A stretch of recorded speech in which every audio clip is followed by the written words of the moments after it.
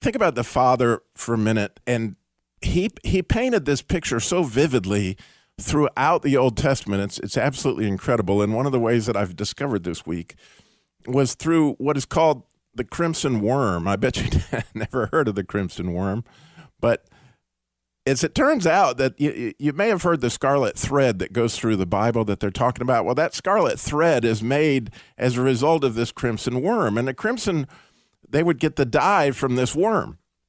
And the way that they would get the dye in order to make the red thread that they actually made, the curtains in the temple and the red thread that Rahab threw out the window, all those threads were made from this crimson worm. And this worm, as a female, would, when it began to reach a certain age where it could have babies, it would attach itself to a tree. And then it would begin to die. And as it would lay its eggs, it would turn this crimson red color.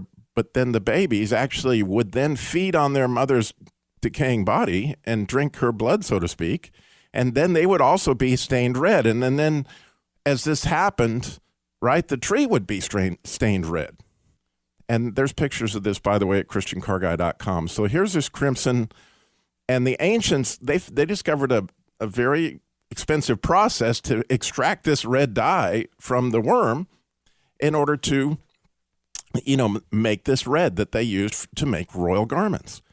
And so when you read in Psalm 22, verse 6, Jesus is quoted that one on the cross when he said, my God, why have you forsaken me? Well, earlier in that psalm, David said, I am a worm, but he's not just any worm.